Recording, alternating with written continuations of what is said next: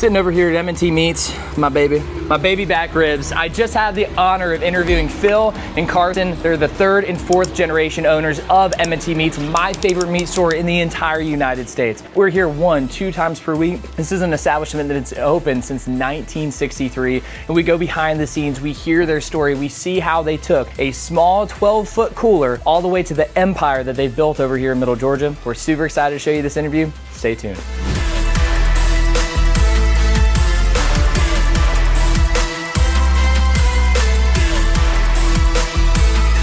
Phil Mathis, my son Carson Mathis, M&T Meats in Hawkinsville, Georgia. Business started in 1963. I am 3rd generation, Carson is 4th generation. We built this business on quality customer service above all. Carson has done a really good job of coming in and promoting customer service, making the customer feel like family, and would not sell anything that we wouldn't serve our family. All of our beef, right now our prime strips and our ribeyes are 73 days aged. You do not find that anywhere. My grandfather, he was basically a semi-professional gambler. He liked to play cards more than he liked to work meat market. And him and my dad started the business. And my dad bought him out probably like 5 or 6 years into it. You know, my mom, my dad, my aunt ran the business. When I bought the business from my dad, we had 12 feet of showcase. I mean, we overachieved because of our shortcomings. We overachieved to make sure the quality and service was there. And I think that's what built M&T to what it is. We had to be better than everybody else. There's no excuse for poor service. I think it stems from, how I was raised. I was raised, yes sir, no ma'ams. And then obviously growing up and staying under his wing, I learned a lot about what it takes to win that customer over. Not only with your quality, but you give them a good experience that now they got 2 things to come back for. And so we just try to relay that all throughout these employees. And they see it work. We get the compliments all the time, phone calls, man, this is the nicest store, y'all are just always so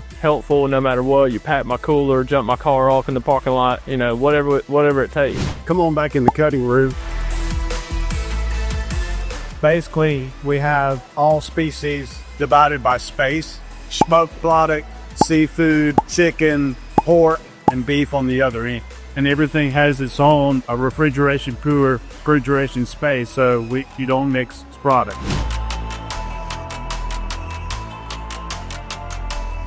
This is smokehouse seasoning room. Everything, all of our smoked product has dedicated cooler. Our smokehouse has probably one of the biggest upgrades we made from the old building when we used to have a homemade firebox that we shovel sawdust in, a fan running through it. This is computerized. It monitors the humidity, internal temps. It'll shut off when it gets there, all of that. So it's really made a difference in our product. Sausage, the casing is natural casing and it's porous. And it will only take smoke in the front end of the cycle, say the first hour. Past that, it dries and the smoke flavor will not penetrate the casing. So you throw massive smoke on the front end at low temperature and almost cold smoke, and then you bring it up to temperature gradually, monitoring the humidity. So it does keep that casing hydrated. And it's pretty, we slaughter hogs twice a week, which is Monday and Wednesday. So that means we're cutting fresh carcasses Tuesday and Thursday. And like I say, we kill twice a week. We're open 5 days a week. So, and the hogs that we killed Monday, we're making smoked sausage this afternoon from those, and they'll be deboned and mixed, ground, hung on trees. We'll roll 700-800 pounds in tonight. It'll smoke overnight, be ready in the morning. Slaughter facilities across town. That was pre-existing, and we wanted to leave the flies and the smell on that side. Yeah, so you can probably smoke 170, 180 slabs of bacon at a time in there, once or twice a week. We've got an order we've got to start preparing for, which is 1,700 smoked hams going out 1st of December. Hand fed into the conveyor belt, pumped, hung in a bag, smoked, cut in half, rebagged, boxed up. Palletized, and they'll send a semi for it. These carcasses were killed this morning. We have 80 fresh hams every 5 days. So, smoked ham, some people eat, but typically holidays. No one eats country ham much anymore. So You have to make all that work out. Most everything in our showcase is cut 3 to 4 times daily, and thank goodness we have the volume to make it roll, and that's the biggest secret. I mean, if you can keep the product rolling, you can keep it fresh, and we're fortunate enough to have the business to do that. We do not have an online presence. If you call in an order, we will ship it to you. We've discussed it here in the past, I would say a week or two. I mean, just about how we're gonna upgrade it. And at Christmas time, we're shipping on a Sunday, Monday, Tuesday, we're shipping 500-600 packages, me and my mom, hand packing. So if we can figure out a way to increase the efficiency of that while having an online presence where, you know, pops up on the computer, hey, this is what they order, you know, we don't have to do the phone deal and all this stuff. You know, right now it's all via the phone, via email. So figure out a storefront that you can optimize for shipping and pickup too. A couple weeks before Christmas, you're cranking out 80 to 90 work hours a week. Thanksgiving is their last day off. Yeah. And this is freezer. That's shipping ice. Freezer will make or break you. This is Starkeisha.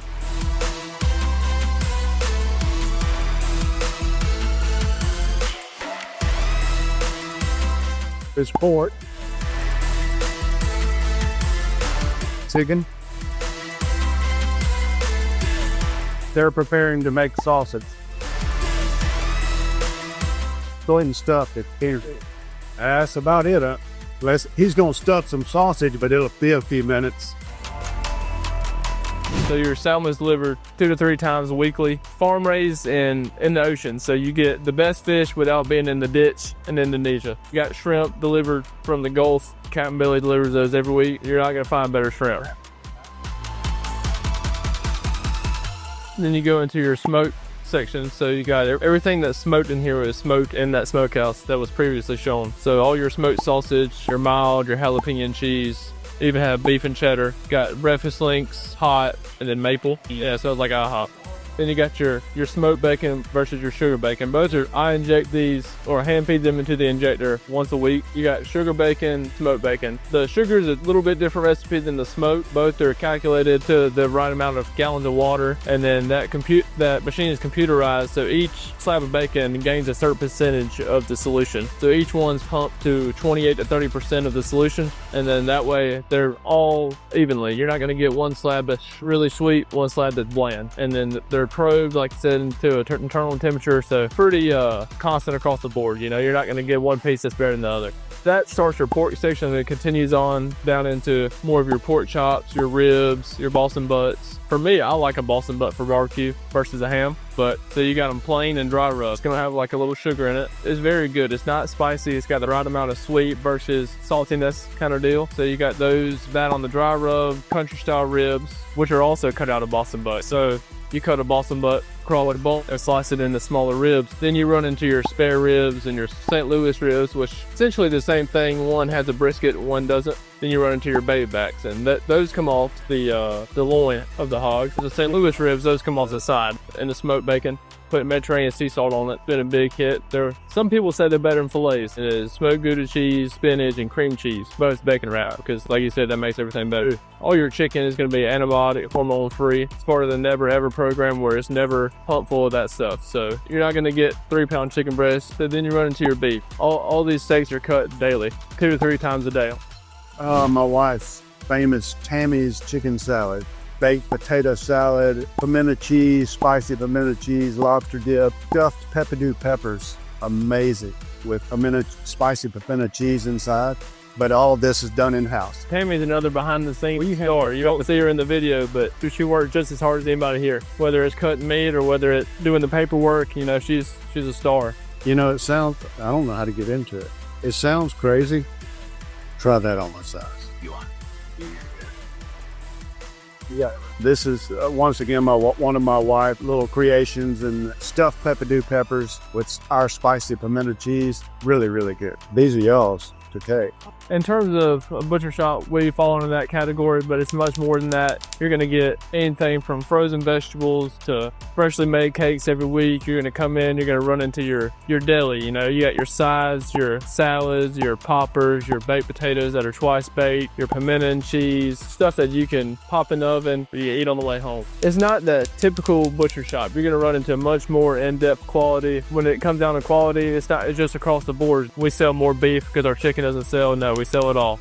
There's tons of specialty stuff, and if we don't have it, we can get it for you. There's more than meats when you come in. So we're located on 305 Low River Road in Hawkinsville, Georgia. Our phone number is gonna be 478-892-9810. That's a call line to the store. You can also reach out by email at phil@mtmeatco.com and email any questions, emails, anything you want to know. We'll be glad to answer your questions. Give us a call.